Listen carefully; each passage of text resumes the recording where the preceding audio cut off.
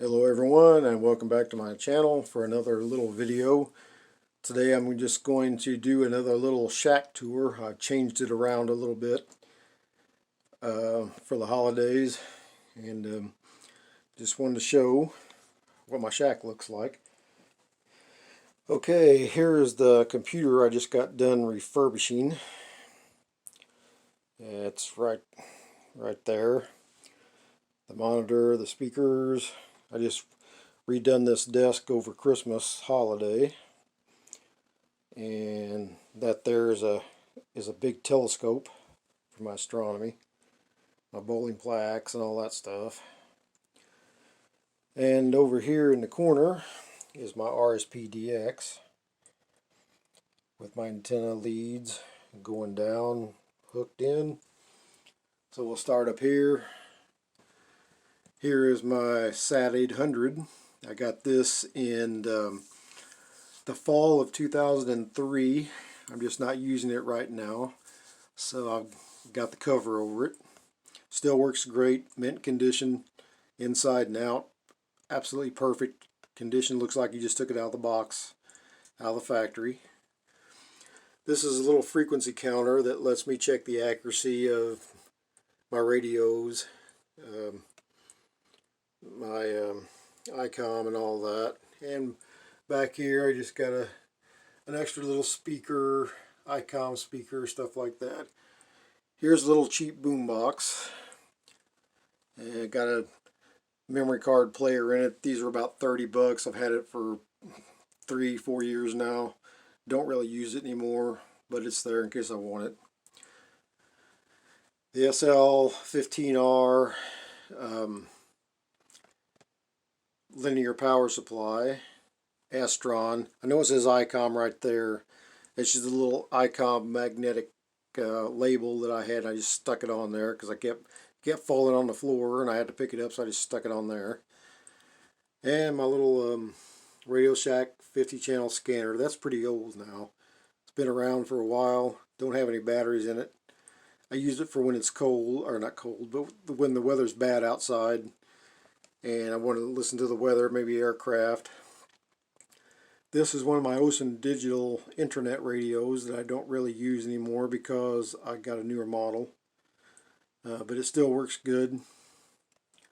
And I can listen to, I got about 20 international broadcasters programmed into it that I can stream if the propagation's bad.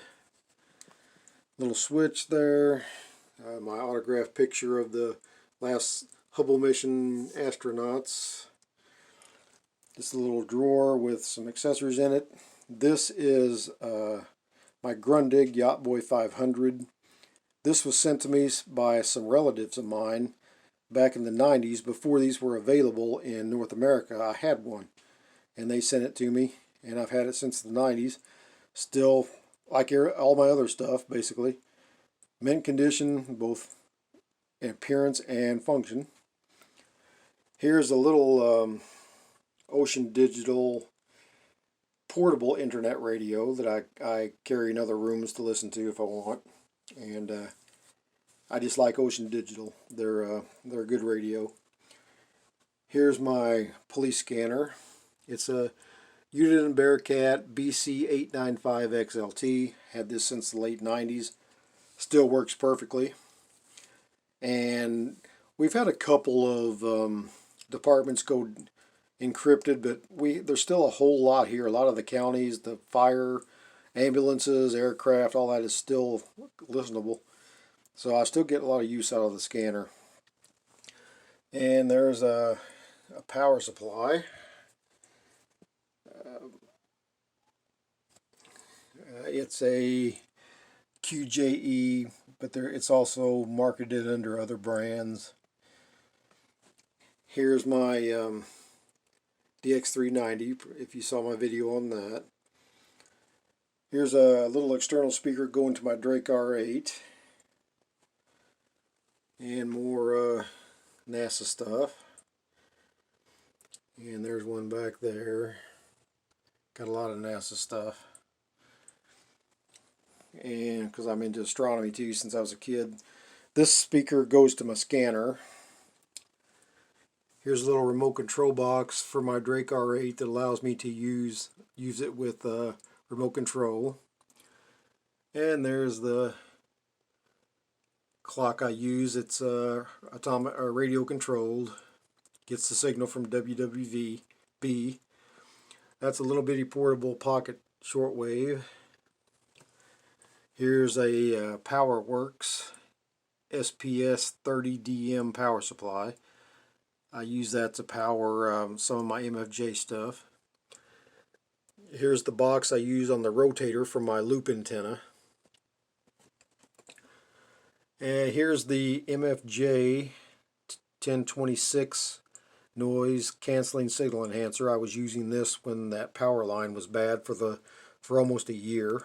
I still get a little noise off and on, so I think there's still a little problem in the power line somewhere, or somebody somewhere is doing something, because even though I live out in the country, we do have neighbors, but we're all about a half a mile apart, and any kind of interference can travel sometimes for miles. And the interference I get is it's barely above the normal atmospheric noise, and it's only there on certain times, and other times it's gone. But I was using this to remove the power line noise, and now I can use it to boost signals using two antennas.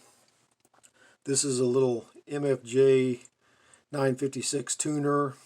I don't have it hooked up, but I used to use it on portable radios.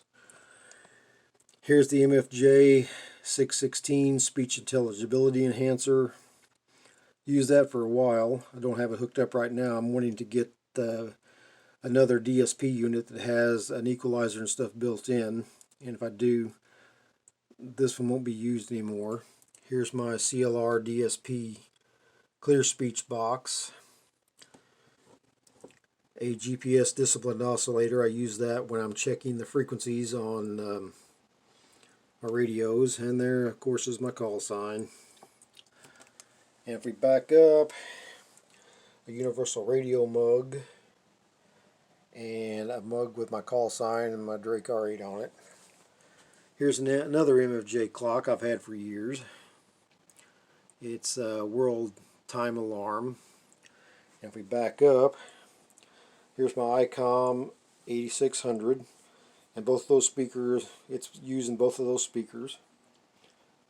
And if we come over here, there's my Drake R8, and you see my RSP DX there in the corner. That's my Drake. And under here is my one of my Alpha Delta 4-position switches. Now I've got to take this down and fix position 1 because it's not wanting to make contact. And that's really surprising because I have an Alpha Delta 2-position switch. That thing's from 95 and it still works perfectly. But this one works good except for position 1, so I'm going to have to do a repair on it. This is another switch. This is going to my Drake R8. This allows me to switch back and forth between my loop antenna and my big dipole antenna. And I use that to switch on the Drake, because the Drake only has one antenna input. Now this one is going to my ICOM. Basically the same thing. The ICOM has 3 antenna ports on it, but I'm only using antenna 1 and antenna 2. And this switch is hooked to antenna 2, and you can see one's the dipole and one's the loop, because antenna 3 on the ICOM is I think 500 ohms or something like that. It's designed for a long wire, and my loop is 70 ohms or something like that. So doing it this way matches it better, and my reception is basically almost identical to my big dipole on the loop, except the loop is a little quieter because it's a magnetic loop, and that's what I use that for. And we back up and we swing around over here. Here's a little Sangean digital recorder, and here's my Ocean Digital WR800D. This is my main internet radio, and it's It's got all the jacks on the back. I've got a little CD player hooked into it. And I've got a lot of the international shortwave stations plugged into this one, or programmed into it, I should say. So when propagation's bad, or it's the wrong time of year, or the wrong time of day, and I want to still listen to, say, Radio New Zealand, I can just listen to it on the internet. But I've got all of the WRMIs in there, WBCQ, Radio Australia. The Radio Australia, the same feed we used to get on shortwave. I listen to that. Radio New Zealand, Radio Romania, a lot of different ones on there.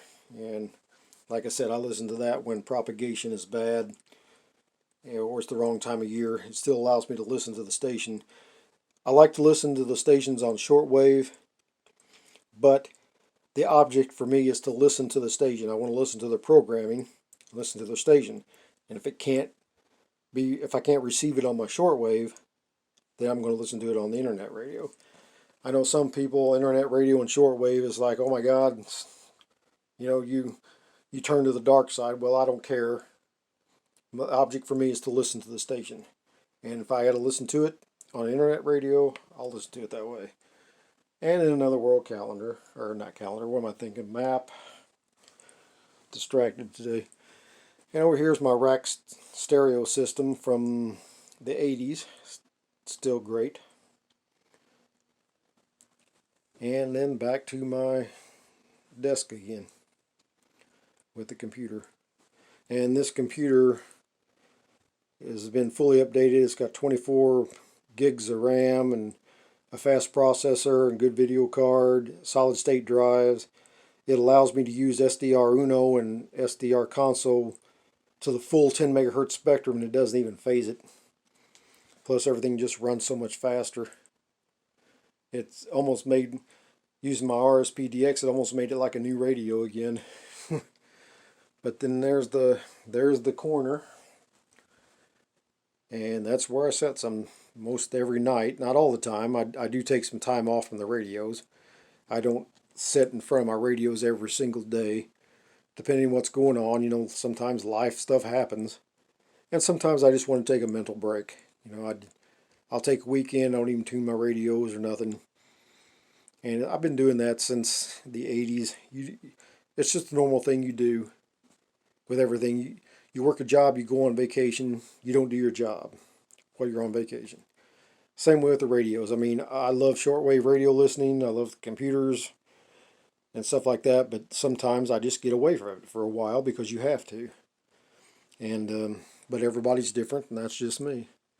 So I'll take sometimes a week off from everything, or I'll take a few days, I'll take a weekend off from certain things. And that's, it just works for me.